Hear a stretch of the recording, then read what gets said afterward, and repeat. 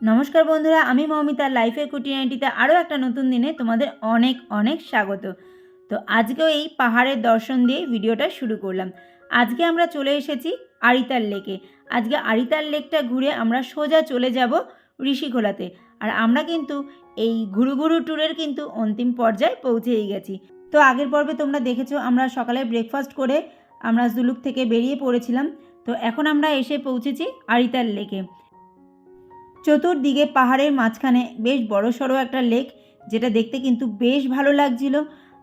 আর ওইখানকার স্থানীয় বাসিন্দাদের ক্ষেত্রে এই লেকের কিন্তু একটা আলাদাই মান্যতা আছে। তো এই লেকটাকে কিন্তু একদম চতুর্দিক দিয়ে মানে পুরো প্রদক্ষিণ করা যায়। যে কোনো একদিক দিয়ে তুমি হাঁটা শুরু করলে পুরো ঘুরে আরেকটা সাইড দিয়ে চলে আসতে পারবে। আর লেকের পাশেই রয়েছে এরকম বেশ পাইন গাছের জঙ্গল। তার মধ্যে কিন্তু কিছু বাঁশ গাছও দেখলাম। এগুলোকে বন্য টাইপের বাঁশ গাছ বলে না কী টাইপের বাঁশ গাছ বলে, কিংবা এর আলাদা কোনো নাম আছে কি না জানি না, তবে এর গুঁড়িগুলো কিন্তু বেশ মোটা মোটা ছিল। তো লেকের চারিদিকে প্রদক্ষিণ করতে গিয়ে মাঝখানে একটা মন্দির দেখতে পেলাম। ওখানকার স্থানীয় কোনো দেবদেবতার মন্দির হবে। আমরা বুঝতে পারিনি যে ওটা কী মন্দির, মানে ভগবানের নাম কি ভালো মন্দ কিছুই জানি না, তবে ওখানকারই হয়তো স্থানীয় দেবদেবতার মন্দির হবে। কিন্তু মন্দিরে উঠতে গিয়ে এই যে ছোট্ট মন্দিরগুলো দেখতে পাচ্ছ, এখানে কিন্তু গোপুসোনা থেকে শুরু করে মা কালী থেকে শুরু করে মানে শিব ঠাকুর থেকে শুরু করে সমস্ত রকম আমাদের যে মানে যত দেবদেবতা আছে সবারই কিন্তু মূর্তি ফটো রাখা ছিল। আর এই হচ্ছে ওখানকার দেবতা, কিন্তু নামটা বলতে পারবো না। আর যে বাটিগুলো দেখছো না, ওখানে বাটিগুলোতে শুধু জল রাখা রয়েছে, আর কোনো কিছু দেখলাম না। তো যাই হোক, ওখান থেকে এই লেকটার সম্পূর্ণ ভিউটা দেখো, কত সুন্দর লাগছে দেখতে।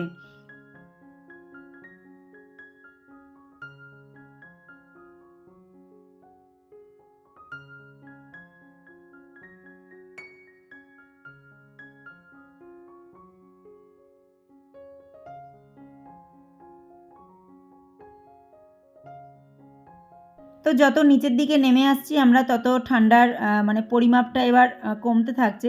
তো এখন আর খুব একটা অসুবিধা হচ্ছে না। এখন নর্মাল আমাদের কলকাতায় যেমন ঠান্ডা, সেরকমই ঠান্ডাটা লাগছে। তবে আমাদের কলকাতায় কিন্তু এবার জমিয়ে ঠান্ডা পড়েছে।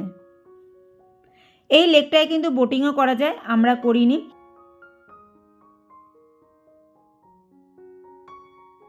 মিঠে রোদ গায়ে মেখে লেকের পাশ দিয়ে হাঁটতে কিন্তু খুব ভালোই লাগছিল।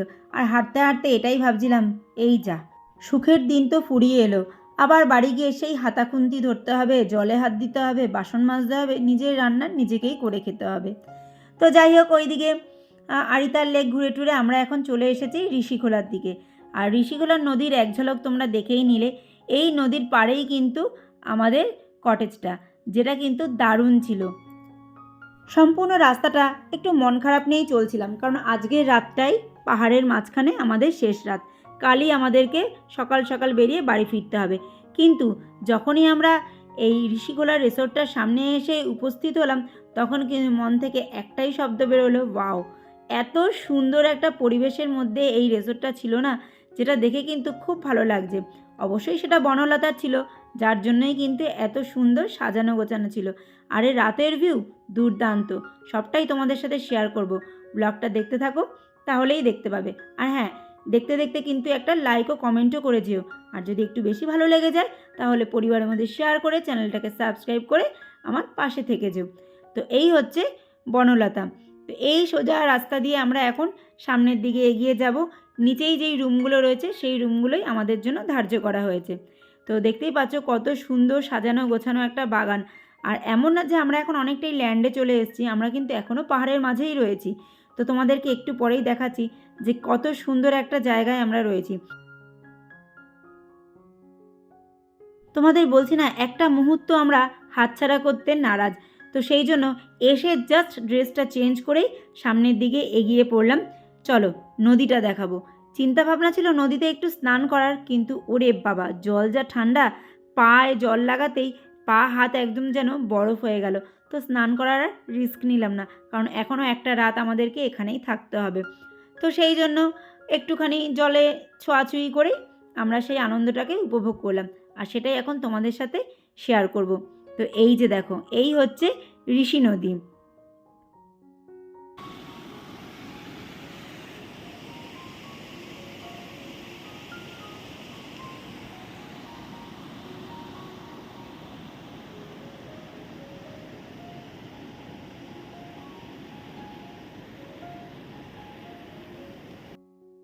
নদীর কাছে যেতে হলে রাস্তার এপার থেকে ওপারে যেতে হবে, আর তার জন্যই এরকম বাঁশ দিয়ে কাঁচা একটা সেতু করা রয়েছে। কিন্তু এটা দিয়ে কিন্তু পরপর সবাই হেঁটে গেলে হবে না, এক একজন করে যেতে হবে, তা না হলেই অনেকটাই লড়বড় করছে। তো অনেকটাই ভয়ে ভয়ে নিয়ে এপার থেকে ওপারে তো গেলাম, আর নিজে তো গেলাম, কিন্তু মেয়েটার বরটা তো এপারে পড়ে রইল, তো সেই চিন্তাও করতে হলো। তো সেই জন্যই ওপার থেকে ওদেরকে ইনস্ট্রাকশন দিতে লাগলাম যে তোরা এদিক না এদিক দিয়ে আয়। তো যাই হোক, আমার কথা কে আর শোনে, যে যার কাজ তো করবি।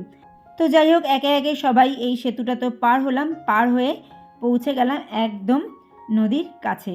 তো কাছে গিয়ে কিন্তু দারুণ লাগছিল, জলটায় হাত দিতে গায়ে তো একটা আলাদা শিহরণ জাগলো, মানে এত ঠান্ডা, কিন্তু বেশ ভালো লাগছিল। আর আমাদের এইবারের এই ট্রিপটায় কী না ছিল, যেমন ছিল প্রকৃতির সৌন্দর্য, তেমন ছিল মেঘ, বরফ, পাহাড়, নদী, ঝর্ণা, সমস্ত কিছু কিন্তু মিলে মিশে একাকার। সমস্ত কিছু কিন্তু আমরা এই 5টা দিনের সম্পূর্ণ উপভোগ করে নিয়েছি। যে মেঘের কেমন খেলা, বরফের যে কি বলবো শুভ্রতা, তারপর নদীর যে কলরব, সমস্ত কিছুই কিন্তু আমরা এই 5টা দিনে উপভোগ করে নিয়েছি। দেখো, আমাদের আনন্দ করতে দেখে দাদাও পিছু পা হলো না। দাদার একটু পায়ে প্রবলেম আছে, সেই প্রবলেমকে বাই বাই বলে দাদাও কিন্তু নেমে আসলো নদীর সামনে। তো এইরকম অ্যাটমসফিয়ার ছেড়ে বাড়ি ফিরতে ইচ্ছে করে বলো তো? দেখো কি সুন্দর কলকলো রবে বয়ে চলেছে, আর এরকম বসে রয়েছি, ভালো লাগছে। যাওয়ার দিনটা ফুরিয়ে আসছে, মনটা তত খারাপ হয়ে যাচ্ছে। এ কি! আর এই দেখো, নদীর পাড়ে ভূতু বসে আছি মনে হচ্ছে না? কতক্ষণ যে এইভাবে এক মনে ওখানে বসেছিলাম তোমাদেরকে কি বলবো। আর এত ভালো লাগছিল, মানে খুব খুব ভালো লাগছিল। আর ছেলে মেয়েগুলোও তেমন খুব এনজয় করেছে। জল পেয়ে ওরা কী করবে আর কী না করবে নিজেরাই বুঝে উঠতে পারছে না। আর এই যে দেখো, এই গাড়িগুলো এক একটা করে আসছে আর পাথর তুলছে, আর একটা একটা করে চলে যাচ্ছে। গাড়িগুলো এরকম নিচ পথ দিয়ে যাচ্ছে, আর তার ঠিক ওপরেই কিন্তু এই কাঁচা সেতুটা করা রয়েছে, এটা দিয়ে আমাদেরকে পারাপার হতে হচ্ছে। আর এইটা দেখো, আমাদের ছেলে মেয়েদের আমরা কতটা তোলা তোলা করে, মানে আতুতু করে করে মানুষ করি, কিন্তু এই পাহাড়ের ছেলে মেয়েগুলো দেখো, আমি এই বাচ্চাটাকে দেখে না সত্যি অবাক হয়ে গেলাম। আমি কিন্তু অনেকটাই হাইটে দাঁড়িয়ে আছি, যেখান থেকে ওর ভিডিওটা করছি। আমি মোবাইলে ক্যামেরাটা জুম করে তারপরে করছি। ও কি নেওয়ার জন্য এখান থেকে নামলো দেখো। ও যদি সোজা পথে যেত, প্লেন রাস্তা দিয়ে যেত, তাহলে ওকে অনেকটা ঘুরে নামতে হতো। নদীর পাড় থেকে যে পথটা ধরে আমরা ওপরে উঠে এসেছি, ওকেও ঠিক সেই পথটা ধরেই ওই দিকে যেতে হতো। সেই জন্য এই যে পাহাড়ের এবড়ো খেবড়ো যে ঢাল আছে, সেটা দিয়েই দেখো ও কেমন সুন্দর নিচে নেমে গেল। ওর কাছে কোনো ব্যাপারই না। আর আমরা তো আমাদের ছেলে মেয়েকে বলবো ধারে যাস না, কাছে যাস না, পড়ে যাবি। তো এই যে দেখো, ও নিচে নেমেছিল ওর এই বলটাকে তোলার জন্য। ও ওপরেই খেলছিল। ওপরটা কিন্তু একদম একটা মাঠ মতো রয়েছে, আমি যেখানে দাঁড়িয়ে আছি, তো সেই জায়গাটাই ও খেলছিল। তো খেলতে খেলতে বলটা নিচে পড়ে যায়, তো সেটাকেই আনার জন্য ওর এত কষ্ট। দেখো, উঠতে গিয়ে ওখানে মাটিটা কেমন ঝুরঝুরিয়ে যাবে। আসলে এই জায়গাটা থেকে আর কি মাটি পাথর এই সমস্ত তুলে এদিক থেকে ওই দিকে নিয়ে যাওয়া হচ্ছে। তো কোনো মতে বলটা তো কাছে পেলো, কিন্তু এবার বলটা নিয়ে ও আবার উঠবে দেখো। তো এই জন্যই পাহাড়ি মানুষগুলো বুঝি এতটা কঠোর, এতটা শক্তপোক্ত হয়, কারণ ওরা যে ছোট থেকেই ঠিক এমনভাবেই মানুষ। ওদের খেলতে গেলেও খেলাটাও কিন্তু যুদ্ধের মতো করে নিতে হয়, যেটা আমাদের কাছে আমাদের ছেলেমেয়েরা কিন্তু পায় না। ঘরের মধ্যেই খেলতে গিয়ে এখান থেকে ওখানে পড়ে গিয়ে কোথায় যে কী লেগে যাচ্ছে তার কোনো ঠিক ঠিকানা নেই। আমার মেয়ের সাথেই যতবার হয়েছে। দেখো, ওপরে উঠবে বলে জুতোগুলোকে আগে ছুঁড়ে দিল, তারপরে বলটাকে নিয়ে কত যে কায়দা করে ও উপরে উঠবে তোমাদেরকে কি বলবো। গোটা ভিডিওটা তো আমি তোমাদের সাথে শেয়ার করতে পারছি না, তাহলে ভিডিওটা অনেক বড় হয়ে যাবে। আমি ওর মানে প্রচেষ্টাটা সম্পূর্ণ ভিডিও করেছি, আর ও মাঝে মাঝে আমার দিকে তাকিয়ে তাকিয়ে দেখছেও যে আমি ভিডিও করছি। আমি শুধু ভাবছি যে এইটুকু ছেলে, বয়সটা তো দেখেই বুঝতে পারছো খুব একটা বেশি নয়, কিন্তু দেখো কতটা রিস্ক নিয়ে এরকম পাহাড়ের মধ্যে একটু খেলার জিনিসটা হাতের কাছে পাওয়ার জন্য ও ওঠানামাটা করলো। তো ওদেরকে সত্যি কতটা কষ্ট সহ্য করতে হয়, যেটা হয়তো আমাদের ছেলেমেয়েরা করে না। তো যাই হোক, ও এইভাবে কিন্তু ওর নিজের জায়গায় পৌঁছে গিয়েছিল। আর এই যে দেখো, এই হচ্ছে বনলতার রাতের ভিউ। চতুর্দিকটা অন্ধকার, আর মাঝখানে ঝিকিমিকি করে জ্বলে উঠেছে বনলতা।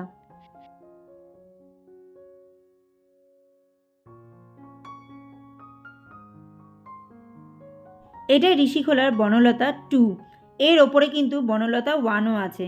আর এই যে জায়গাটা দেখতে পাচ্ছ, এই জায়গাটা হচ্ছে ডাইনিং প্যাসেজ। এইখানেই সমস্ত খাওয়া দাওয়ার ব্যবস্থা করা হয়। তো রাতের ভিউটা দেখার জন্য আমরা বেরোলাম, কিন্তু রাতে কিন্তু ঠান্ডাটা বেশ ভালোই ছিল।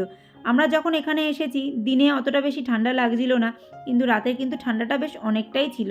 তো এখানেও অনেকগুলো রুম রয়েছে, এখানেও অলরেডি লোকজন এসে ভরে গেছে।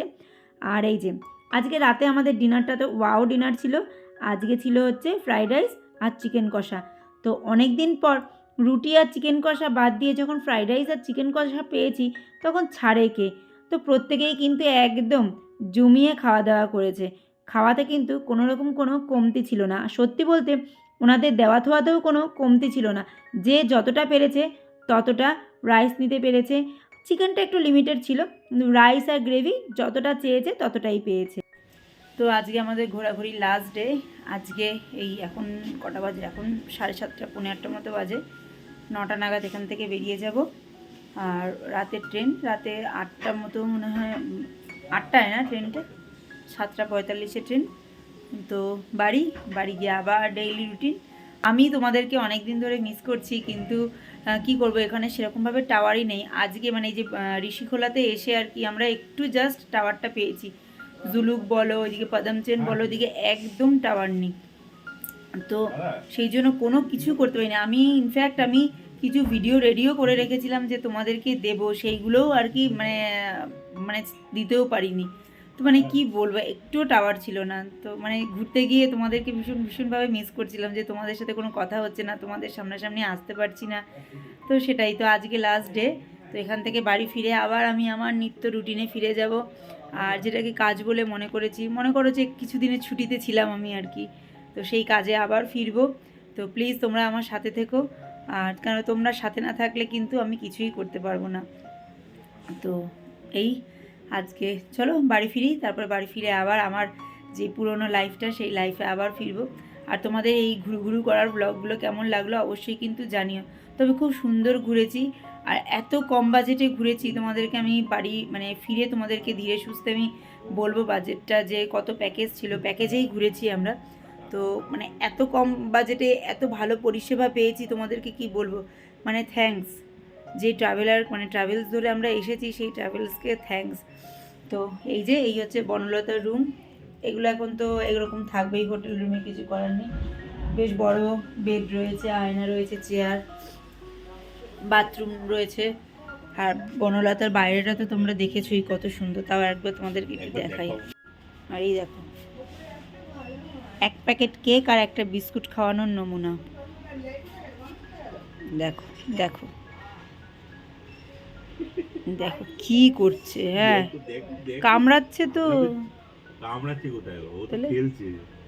ও ব্যাস হয়ে গেছে ছিঁড়ে দিক, ঠিক হবে। তো এইরকম পরপর রুমগুলো রয়েছে এখানে। এই যে এই হচ্ছে পাহাড়, আর তারই মাঝে সুন্দর সাজানো গোছানো বনলতা। তো চলো একটু চাটা খাই, চা দিয়ে গেছে।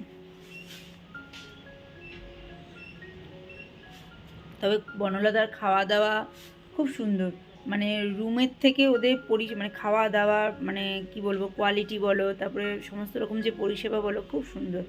আর রুমগুলো মানে আমরা এতদিন ধরে যেমন একটা হাইফাই রুমে থেকে এসেছি, সেখানে সেইটার সাথে তুলনা করলে মনে হচ্ছে রুমটা জানি কেমন, কিন্তু না, রুম কিন্তু অনেকটাই ভালো। কিন্তু যেহেতু জুলুক বলো, পদমচেন বলো, তারপরে সিলেরিগাঁও বলো, আমরা এত সুন্দর সুন্দর রুমগুলোতে থেকে এসেছি, মানে ভীষণ ভালো লেগেছে। সেইটার তুলনায় মনে হচ্ছে এটা কিছুই না। তাহলে বোঝো যে কত সুন্দর রুমগুলোতে আমরা থেকেছি।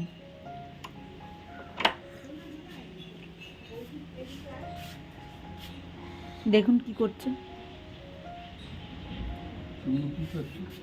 বিস্কুট দিয়েছে, চাও দিয়েছেন।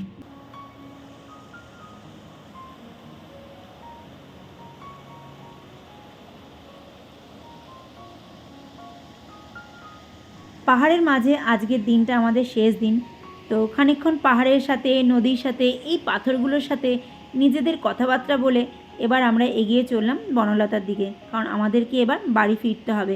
খানিকটা দুঃখ, খানিকটা খারাপ লাগার সাথে নিয়ে আবার বাড়ির দিকে রওনা দেব, কিন্তু তার সাথে কিন্তু নতুন কিছু আশাও নিয়ে রওনা দেব, কারণ যেখানে শেষ হয় সেখান থেকে কিন্তু আবার শুরুও হয়, এটা কিন্তু সবসময় মাথায় রাখতে হবে। তো এই যে এখন আমরা এনজিপির দিকে রওনা দিয়েছি। আর আমরা এবার এনজিপিতে না অনেকটাই আগে পৌঁছে গেছিলাম। আমাদের 7:45-এ দার্জিলিং মেল ছিল, কিন্তু আমরা প্রায় বিকেল 5টা সাড়ে 5টার মধ্যে ওখানে পৌঁছে গেছিলাম। আর ওখানে পৌঁছে কি হয়েছিল তোমাদেরকে বলি। আমরা না ওখানে গিয়ে বেশ হংকং মার্কেটের নাম সবসময় শুনেছি, সবাই জানো। তো আমাদের হাতে যেহেতু 2-2.5 ঘন্টা সময় ছিল, তো আমরা হংকং মার্কেটে যাই, কিন্তু গিয়ে সম্পূর্ণ বেকুব হয়ে যাই। একটা জিনিস ওখান থেকে কিনতে পারিনি, এমন আকাশ ছোঁয়া দাম বলছিল। মানে আমাদের কলকাতার থেকেও 4 ডবল দাম ওখানে বলছে। এবার তুমি ওখানে কি বার্গেনিং করবে, যার জন্য বেকার বেকার 200 টাকা দিয়ে আমরা খালি আপ ডাউনই করলাম। ওটা কুত্তা রাস্তায় খালি পার্লেজি খাওয়ায় ওকে, কত কুকুর পাবে পার্লেজি খাওয়াবে। আমি স্কুটি নিয়ে দাঁড়ালে ওখানে দাঁড়িয়ে যাবে, পার্লেজি কিনে খাওয়ালে খাবে। তো বন্ধুরা, আমাদের ট্যুর এখানেই শেষ। আমরা খানিকক্ষণের মধ্যেই এনজিপি পৌঁছে যাব। তো নিশ্চয়ই আবার সামনে নতুন কোথাও নতুন কিছু সন্ধান নিয়ে আবার ফিরব। তার সাথে তো রইলই আমার দৈনন্দিন জীবন, তাই না? তো এইবার কিন্তু আমরা একদম এনজিপিতে এসেই আমাদের দুপুরের লাঞ্চটা সেরেছি, কারণ মাঝখানে আর আমরা কোথাও দাঁড়াইনি, একবারে এনজিপিতে এসেই দুপুরের লাঞ্চটা করেছি। তো এই যে খাওয়া দাওয়া আমরা এখানে সেরে নিচ্ছি। আর এখানেই আমরা রাতের খাবারেরও অর্ডারটা দিয়ে আমরা এখান থেকেই ওই হংকং মার্কেটের দিকে চলে গেছিলাম। একদম হোটেলটার বাইরে থেকেই আমরা একটা গাড়ি রিজার্ভ করে নিয়ে এখান দিয়ে ডাইরেক্ট হংকং মার্কেটে যাই। তো চলো এবারের মতো টাটা এনজিপি। তো নিশ্চয়ই আবার নর্থ বেঙ্গলে ফিরবো নতুন কোনো জায়গার উদ্দেশ্যে, নতুন কিছু নিয়ে। তো এবারের মতো টাটা।